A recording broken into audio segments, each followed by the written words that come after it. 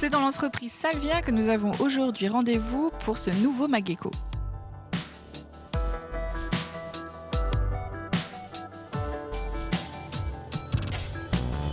Ce fabricant d'huile essentielle conçoit et propose une large variété de produits issus de plantes aromatiques telles que la camomille, l'immortelle, entre autres. Les bienfaits de ces plantes sont avérés, mais encore faut-il savoir les choisir et les assembler.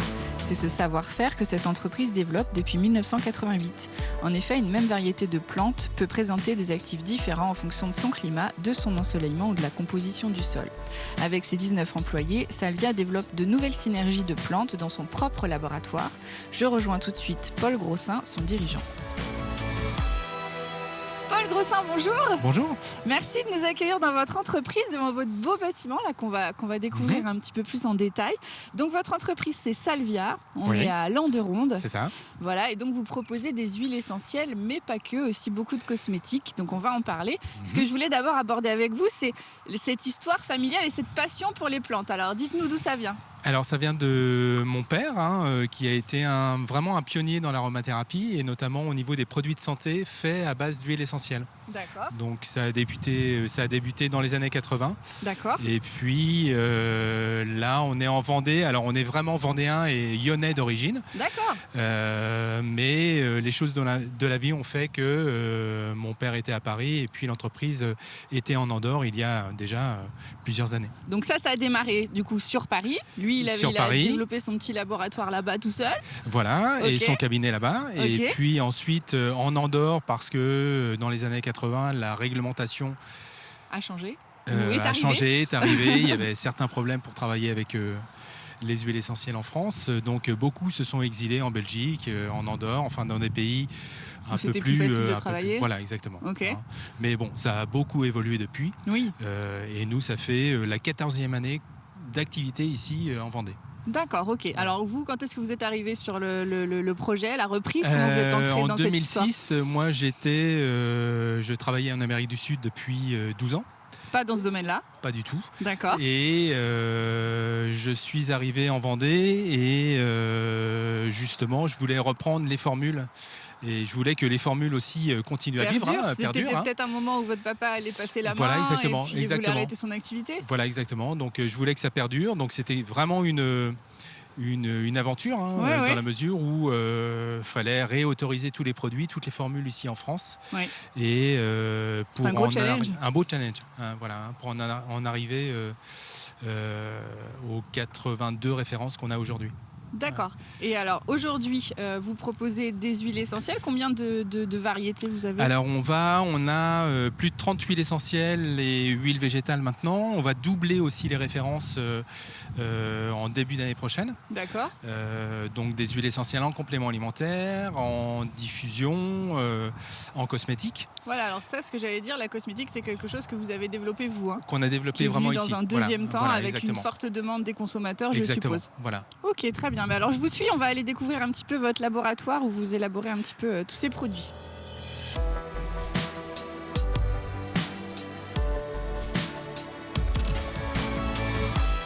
Alors là, Monsieur Grossin, on s'est transformé, on s'est habillé en conséquence parce qu'on est dans votre labo. Voilà. Ici, le labo de recherche où vous avez élaboré justement tous ces nouveaux produits. Donc comment ça se passe et sur quoi vous travaillez en ce moment? Alors ici dans le labo, on fait vraiment tous les mélanges qui sont dans les capsules. Oui. Donc on achète toutes les matières premières, toutes les huiles essentielles, toutes les huiles végétales et puis ensuite on envoie tout ça dans des laboratoires spécialisés pour les mettre en capsules. Alors justement, on n'en a pas parlé, où est-ce que vous sourcez justement tous ces plants? Parce que le choix des plantes est très important évidemment. Alors les huiles essentielles, c'est un marché mondial, même si nous on essaye d'avoir du local. Je vous l'ai expliqué tout à l'heure, on a vraiment des plans de filières, des cultures de périlla notamment en Vendée. D'accord. Donc on essaye vraiment de rapprocher la production des huiles essentielles de Landeronde, au moins en Vendée. Mais vous avez des huiles essentielles, l'ylang-ylang, le ravinsara, c'est vraiment des huiles essentielles. On ne pourra pas les faire pousser ici. D'accord. Donc il y a des choses qui resteront dans les pays d'origine pour des raisons climatiques, de terroir. Mais il y a des choses qu'on peut faire maintenant ici. Et toujours avec une culture bio. Toujours en bio. On est vraiment 100% bio sur tous les produits. Ok. Alors, ce qui fait la difficulté aussi de formulation quelquefois. Oui, je suppose. Alors, on a 2 jeunes femmes qui sont là dans ce laboratoire. Donc, qu'est-ce qu'elles font? Quels sont leurs métiers? Vous avez leur métier, c'est 2 spécialités qui sont complètement différentes. Mathilde s'occupe des compléments alimentaires, donc les produits de santé naturelle, notamment les capsules, de toutes les formules, au niveau de la qualité, de la production et la partie réglementaire. Et puis la même chose pour Valentine, c'est au niveau des cosmétiques, la formulation des cosmétiques, des nouvelles gammes de demain, des nouveaux produits de demain. Et c'est ce qu'on va voir maintenant. Alors là, on a devant nous des essais. Des essais, Valentine, tu peux peut-être nous faire essayer quelques baumes ou enfin les nouveaux. Donc là, ce sont des essais cosmétiques. Cosmétiques. Uniquement, d'accord. Donc là, par exemple, c'est quoi? Qu'est-ce qu'on a fait avec c'est un baume. C'est un baume. C'est cette formule-là qui existait en liquide, qui est transformée en baume. On a une nouvelle gamme cosmétique aussi qu'on peut essayer aussi. Si vous voulez essayer, Catel. Alors, qu'est-ce qu'elle apporte, cette crème magique? Alors, cette crème, elle est à base d'huile végétale. Oui. On essaye de...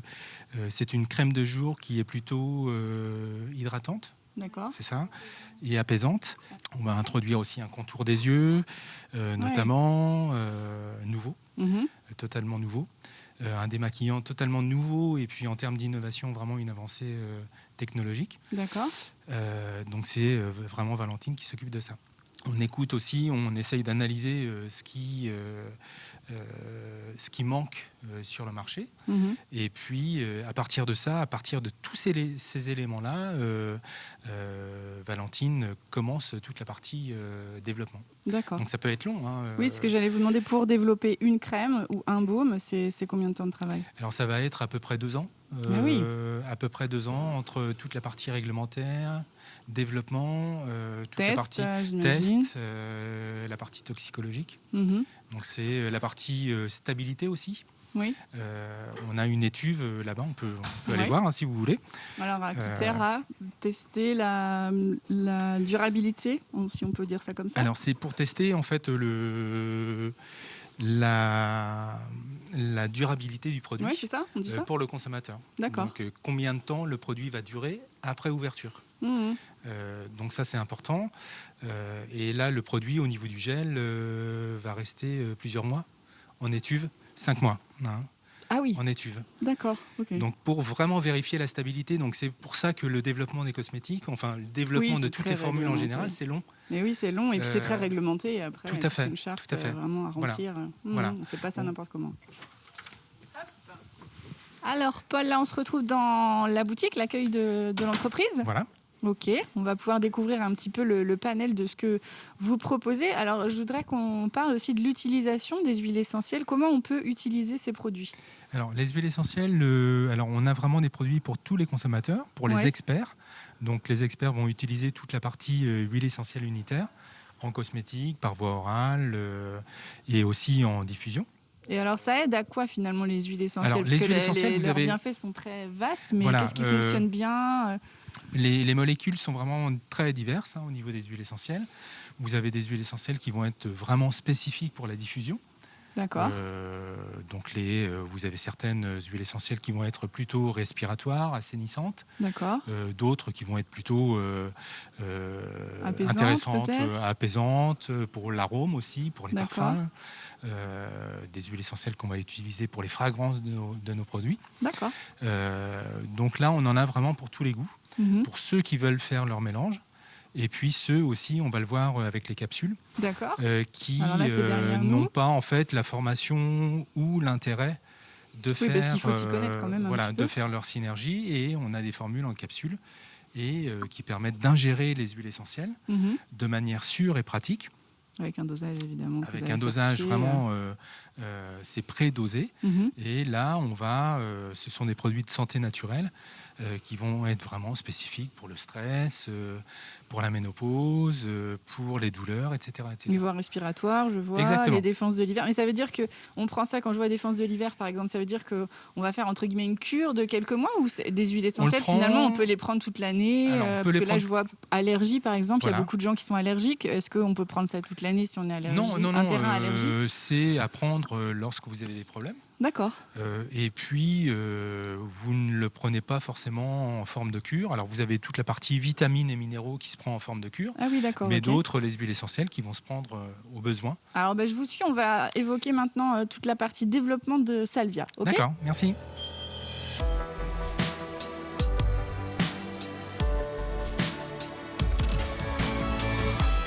Alors Paul, parmi les développements de Salvia, on a parlé des développements des recettes, de la gamme que vous avez, mais est-ce que le côté ludique, faire connaître l'intérêt des huiles essentielles fait partie justement de ce que vous avez en tête? Alors justement, on a déjà commencé avec depuis avril, on fait des formations les mardis et jeudis matin. Ok.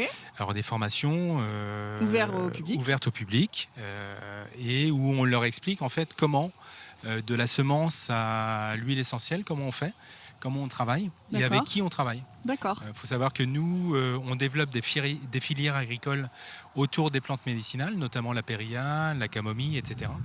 Donc pour inciter les agriculteurs à produire eux-mêmes ces plantes-là que vous allez après sourcer pour faire ces huiles. Exactement. Mais c'est vraiment un gros travail de fond parce qu'on essaye de sensibiliser les agriculteurs. Et puis c'est vraiment un intérêt économique. Oui, c'est ça qu'il faut leur faire comprendre. Exactement. Il y a vraiment un gros intérêt économique pour eux. Parce qu'il y a une demande. Il y a une demande et puis en termes de marge, c'est intéressant pour eux. D'accord. Alors on parlait du bâtiment en tout début d'émission, c'est un bâtiment écologique et puis on voit autour de nous, vous avez fait beaucoup de plantations, c'est ça? Alors on a fait beaucoup de plantations, on a encore beaucoup de plantations à faire, notamment derrière, on va planter à l'automne les lavandes, tout type de lavande. On a quand même 1,5 hectare de terrain où on va planter toutes les plantes à terme, on aura toutes les plantes médicinales de Salvia. Que vous utilisez. Exactement. Et puis en termes d'empreinte carbone, on aura planté à peu près plus de 200 arbres. Ça veut dire qu'on aura une empreinte positive. Alors qu'on nous a donné, on a acheté une zone d'activité, une parcelle sans arbres. Donc on veut vraiment avoir un impact positif au niveau de l'environnement. Merci beaucoup, merci de nous avoir présenté votre entreprise. On voit qu'il y a énormément de développement futur et puis voilà, cet espace extérieur va énormément se développer, donc on reviendra vous voir plus tard. Ok, merci. Merci beaucoup, au revoir. Au revoir.